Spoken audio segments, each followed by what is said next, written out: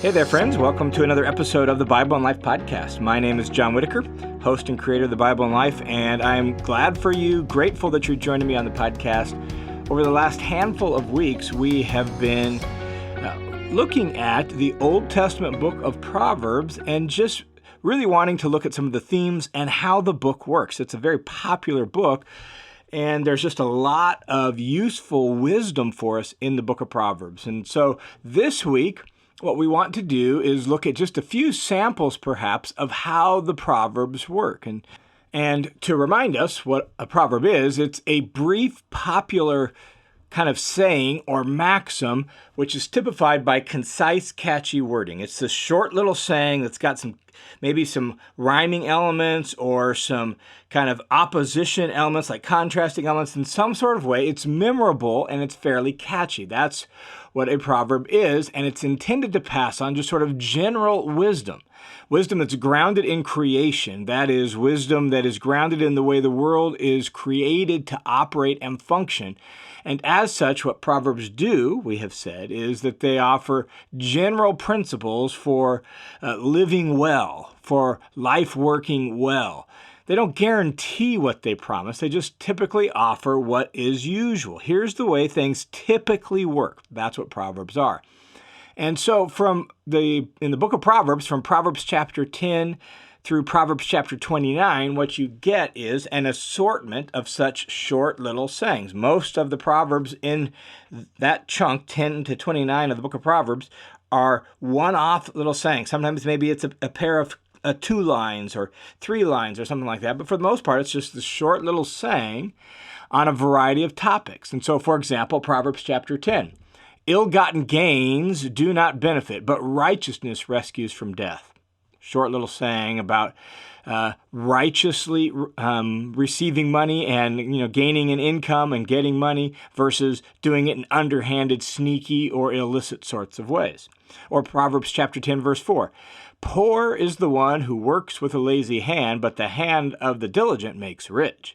In other words, diligence is more likely to actually lead to being well off and being able to pay your bills and make ends meet than being lazy.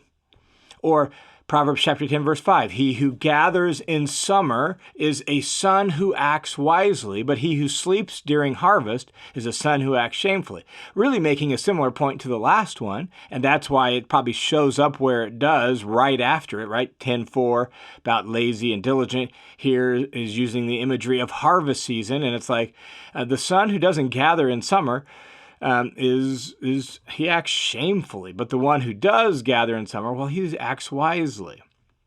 Or Proverbs chapter 11, a false balance is an abomination to the Lord, but a just weight is his delight. In their economy, things were weighed out on a balance scale. That's what's being gotten at by a false balance, a balance scale that's not accurate. Think maybe of, at least in the United States of America, the way it works, for example, at a gas station is every year somebody from a department that makes sure these things are working right comes and they check it out and make sure when that gas pump says you're pumping a gallon, it really is a gallon. Then they put a sticker on it to say they verified that it's accurate, right? That's what we're talking about.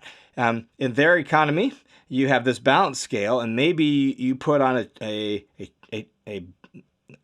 bunch of flour or a chunk of meat or something, and it weighs out to 2 pounds or whatever else it is, right? But really the scale is off, the weights are off. And this says that's an abomination to the Lord, but a just weight is his delight. So what we get, beginning in Proverbs chapter 10, is a collection of sayings like this that aim to pass on wisdom about life, wisdom from God's perspective, wisdom rooted in creation, to form within us as God's people a worldview that is rooted in wisdom, that is rooted in the way God created the world to operate, and thus the way that the world, generally speaking, works best. And so that's what we have.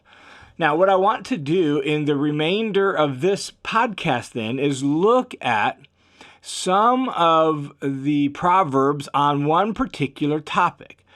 I want to look at Proverbs specifically on the topic of the tongue, or our words, or our speech and our talking. Proverbs actually has a lot to say about this, and there's a good reason for it. Let's start with Proverbs chapter 18, verse 21. It really tells us the reason why Proverbs says a lot about this, why we need wisdom with regard to how we talk. Proverbs 18:21 says this, "Death and life are in the power of the tongue, and those who love it will eat its fruit." Proverbs 18:21. Do you hear that? Death and life are in the power of the tongue. How we use our tongue, how we talk, is a matter of life and death. That's what he's getting at there. It's a matter of life and death. And we know this is true. We know this is true because of just our experience in life. There's the obvious things like mean words, cutting words, attacking words, right? Words that are intended to harm and to hurt, words that run people down and destroy their worth, right? This can happen in families towards kids if you have a hostile, angry home life and kids are mocked and made fun of, they're yelled at, they're put in their place and all that, right? And this can just destroy them. There's also the obvious good words, life-giving words, such as encouraging words, words that are complimentary and affirming, they build up, or words that teach in helpful sorts of ways. There's also the not so obvious, like hurtful words, words that are just thoughtless, careless, words that are dismissive and just shut somebody down and reject what they're saying or reject their feelings, right? How many of you can recall something that somebody said to you that was hurtful and harmful? How many of you can recall something that somebody said to you that was deeply painful? How about remembering something that somebody said that was that's one of the nicest things anybody has ever said? I'm guessing we can remember these kinds of things. Why is that? Well, because words actually really matter. Words really do have an impact.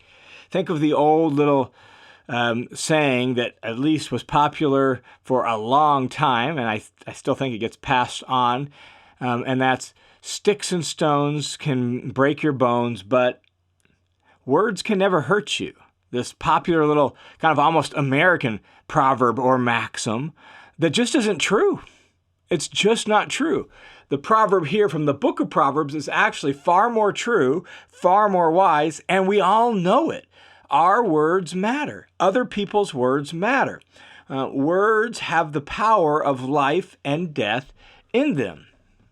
And because of that, in reality, we should take our words, what we say and how we say it, just as seriously as any weapon, a gun or a knife or even a rock or whatever. Anything that could be used as a weapon to hurt or to harm or to kill somebody. Proverbs is saying our words are just as serious as that. Sticks and stones may break our bones, but words can kill, or they can give life. They have the power of life and death in them. And because of that, that's why Proverbs has a lot to say about words. It passes on an awful lot of wisdom about words. One of the things it tells us is that we should actually guard our tongue. We should pay attention to how much we talk. Not just what we say, but how often we say things. And that's what's being gotten at by Proverbs that tell us to watch what we say. And the reason for that is because of the power of words. Look at Proverbs chapter 10, verse 19. It says this, "When words are many, transgression is not lacking, but whoever restrains his lips is prudent." When you put those two together, you get a very clear sense of what it means here to restrain your lips. It means don't talk so much. When words are many, transgression is not lacking. Literally, it's saying it's almost unavoidable. Like, the more you talk, the greater chance there is of saying something hurtful, wrong, or transgressing with your mouth, doing something wrong. But if you restrain your lips, that's wise. That's prudent. If you just don't talk as much. So when Proverbs says something like this, Proverbs 21:23, "Whoever keeps his mouth and his tongue keeps himself out of trouble." doesn't just mean he's guarding it to watch what he says. It also means he's just not talking so much. He's restraining his lips, knowing that words are really powerful, and the more we talk, the more likelihood there is to transgress. Well, we're going to keep our mouth, meaning we're going to keep it shut a little bit more. We're not going to say as much, and that will keep us out of trouble.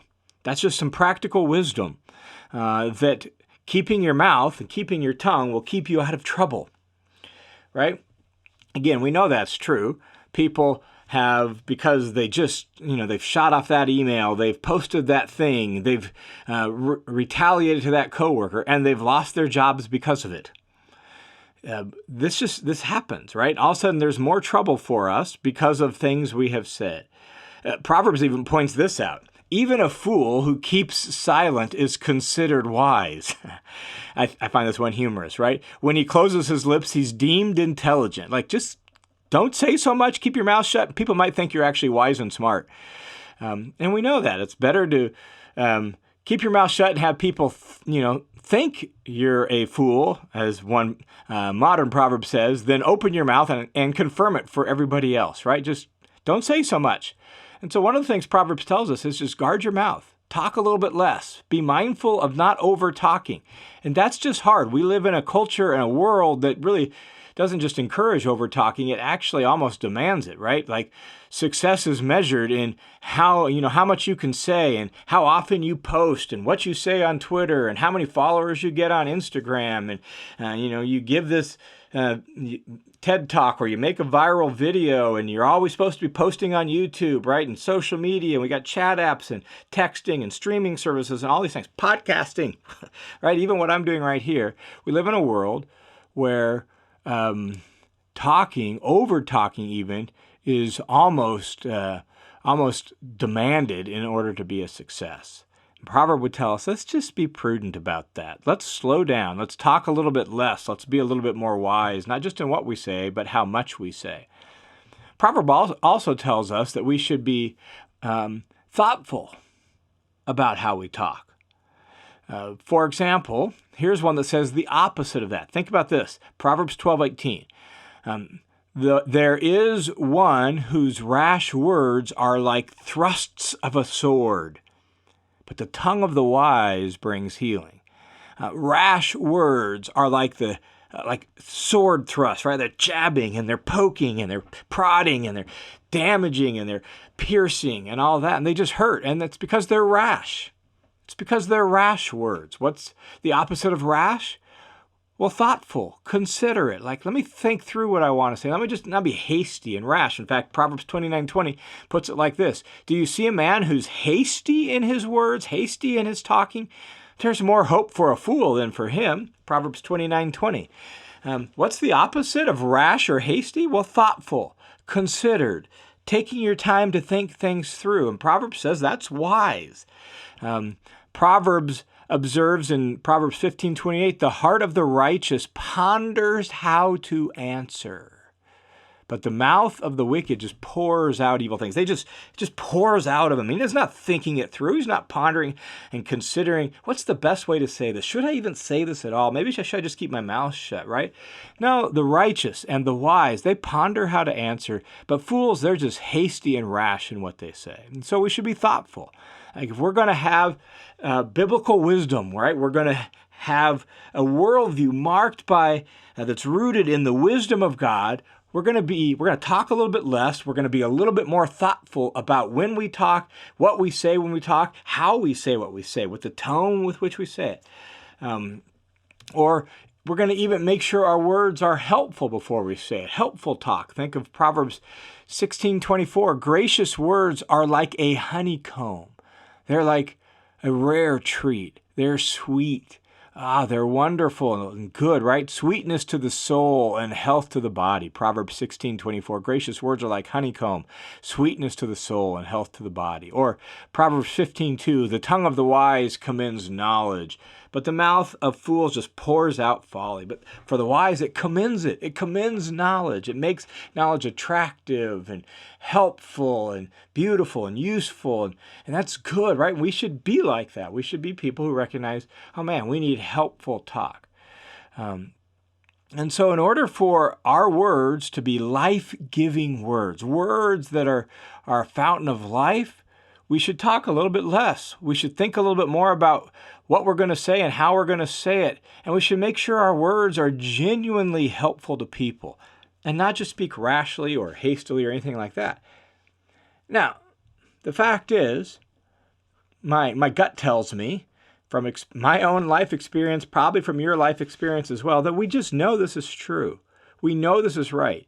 In fact, we've probably heard a lot of this before, didn't we? Think before you speak. We've heard this kind of stuff. And yet, we still harm people with our words, don't we? And that's because the problem of our tongue goes deeper than our tongue.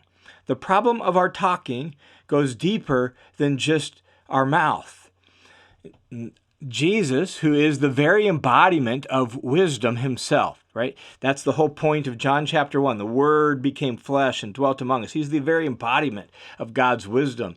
And this is what he says about our tongue and about our talking. He says, out of the overflow of the heart, the mouth speaks.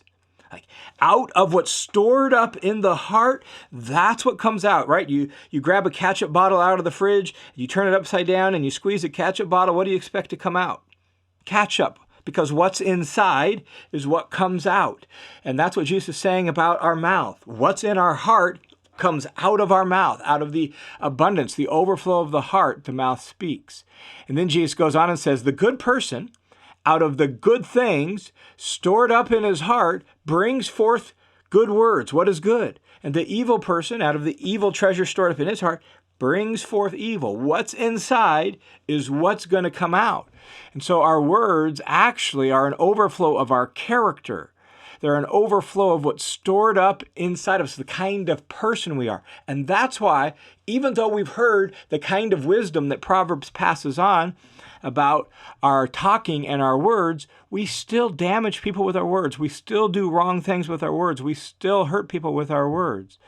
And we don't always mean to. It just happens because of things that are stored up in our heart. And so what we really need is a heart change, not just a mouth change, not just a tongue change. We need a heart change. And the good news is heart change is available to us.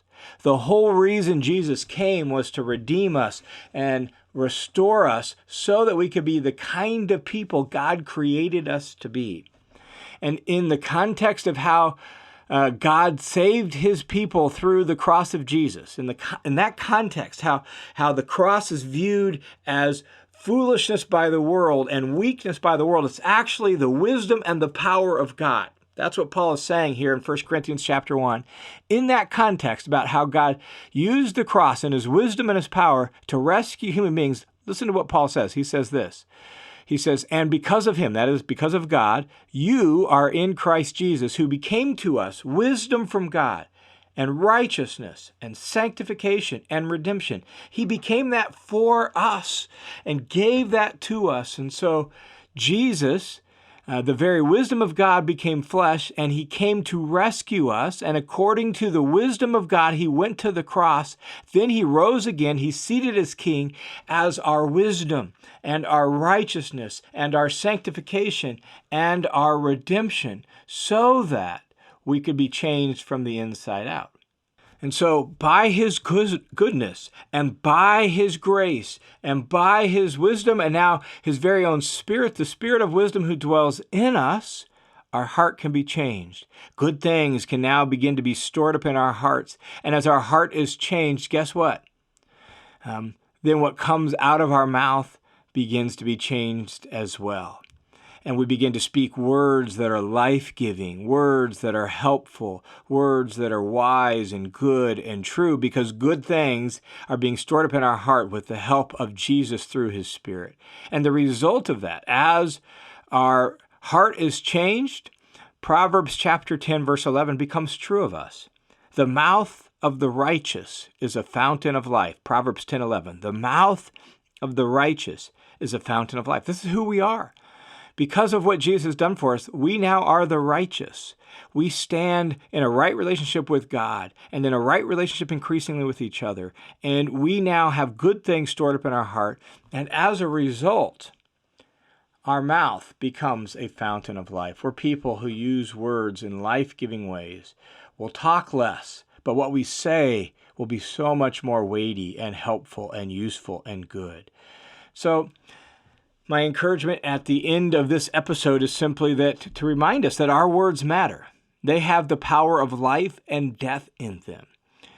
And so may we regularly store up within us the words of Christ, the words of God. Store those in our heart. May we invite His Spirit into our heart to change our heart, reform our heart, shape our heart, pour His good things into our heart so that as our heart is changed, our words become full of life. Hey, thanks for tuning into this episode of the Bible and Life podcast. The Bible and Life is part of an overall online ministry that is made possible by people's generous support. And so thanks a ton for your support. Thank you to those of you who have given to make this ministry possible. If you want to join the team of supporters, you can swing over to johnwhitaker.net.